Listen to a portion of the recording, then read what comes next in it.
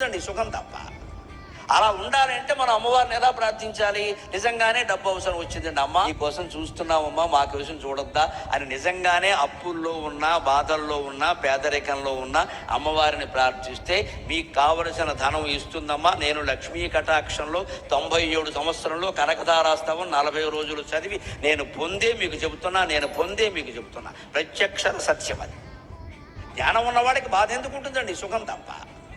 అలా ఉండాలంటే మనం అమ్మవారిని ఎలా ప్రార్థించాలి?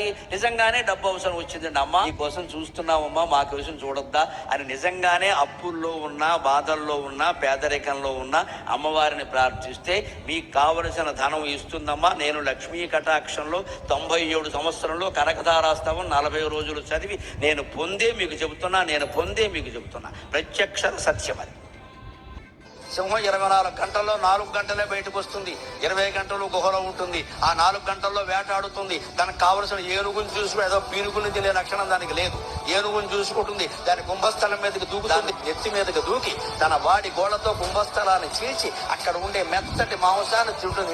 ఎంత 2 చెంచాలు అంతే. దానికి ఆకలి తీరుతుంది. ఆ ఎదవ ఏనుగులు అక్కడ బారేసిపోతుంది.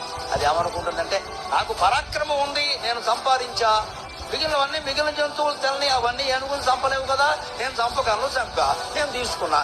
మిగిలిన జంతువులను తీసుకొని సింహాల్లా బతకాలి, మనం సంపాదించాలి, మనకు అవసరమైందే ఉంచుకోవాలి, మిగిలింది సమాజానికి ధారపోయాలి.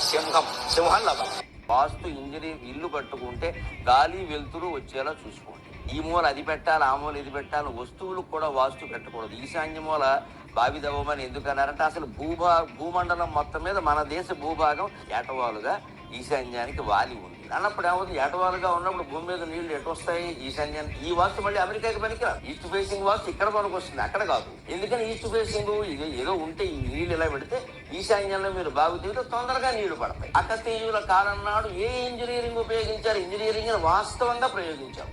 వాస్తు అంటే వాస్తవం కదా.